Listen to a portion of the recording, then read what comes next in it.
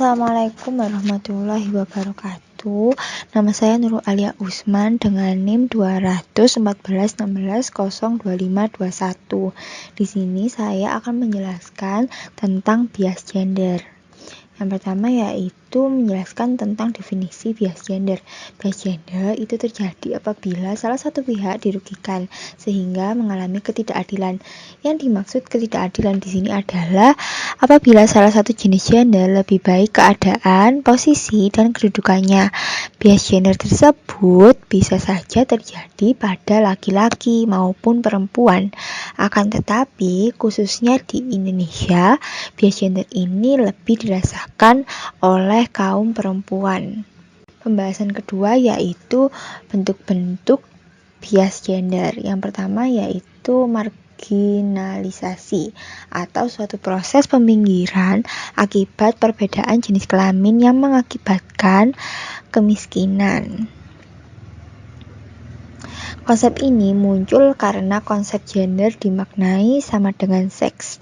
Anggapan ini menempatkan perempuan yang mencari nafkah dianggap sebagai pencari nafkah tambahan. Akibatnya, perempuan mendapatkan gaji lebih rendah dari laki-laki, apalagi jika tingkat pendidikan perempuan rendah. Perempuan menjadi sasaran empuk untuk menerima PHK atau resign dari pekerjaan karena alasan hamil dan melahirkan. Bentuk bias gender yang kedua ada subordinasi atau sikap merendahkan posisi atau status sosial salah satu jenis kelamin atau gender.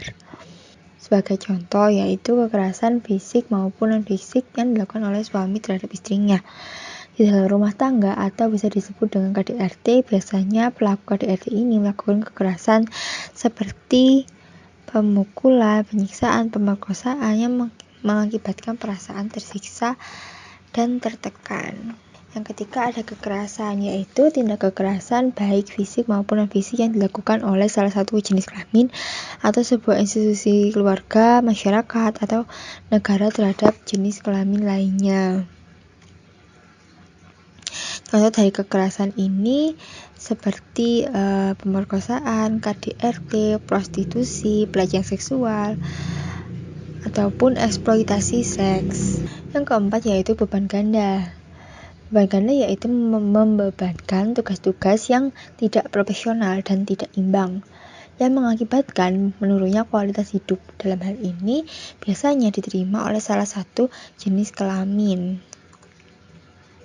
Seperti contoh, seorang istri harus melakukan pekerjaan rumah tangga seperti memasak, mencuci, belanja, mengasuh anak, melayani kebutuhan suami, dan sebagainya. Sementara istri juga bekerja di luar rumah, sedangkan suami hanya bekerja saja tanpa mengerjakan tugas rumah tangga yang umumnya dilakukan oleh istri. Tugas-tugas rumah tangga tersebut sebetulnya bisa juga dikerjakan oleh suami. Stereotip yaitu pemberian citra baku, label atau cap kepada seseorang atau kelompok yang didasarkan pada suatu anggapan yang salah atau sesat. Pelabelan umumnya dilakukan dalam dua hubungan atau lebih dan seringkali digunakan sebagai alasan untuk membenarkan suatu tindakan dari satu kelompok atau kelompok lainnya. Pelabelan juga menunjukkan adanya relasi kekuasaan yang timpang atau tidak seimbang, yang bertujuan untuk menaklukkan atau menguasai pihak lain.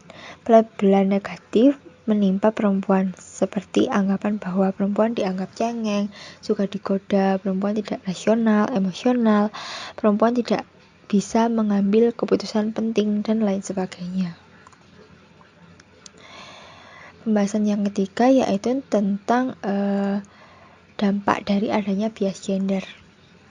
Yang pertama yaitu traumatik dan ketakutan atau fobia yang berlebihan terhadap hal buruk yang pernah menimpanya. Yang kedua, adanya rasa dendam dan amarah yang tidak dapat dikendalikan, baik itu atas dirinya sendiri ataupun terhadap orang lain karena perlakuan yang diterimanya. Yang ketiga ada berperilaku menyimpang, misalnya seseorang yang dikucilkan keluarga, maka ia akan mencari pelarian lain seperti masuk geng-geng atau terjerat narkoba. Yang keempat, rasa rendah diri atau kurang percaya diri, misalnya karena akibat dari dipinggirkan. Nah, pembahasan yang keempat yaitu cara mengatasi adanya bias gender. Yang pertama yaitu bangun kesadaran diri melalui pembacaan, diskusi, atau mengikuti aktivitas tentang kesetaraan gender. Yang kedua yaitu dengan menerapkan dalam kehidupan sehari-hari agar permasalahan bias gender dapat teratasi. Yang ketiga dengan memulai mengkampanyekan tentang bias gender kepada masyarakat agar masyarakat dapat memahami tentang adanya bias gender. Nah, itu saja, sekian dari saya, kurang lebihnya saya mohon maaf. Wassalamualaikum warahmatullahi wabarakatuh.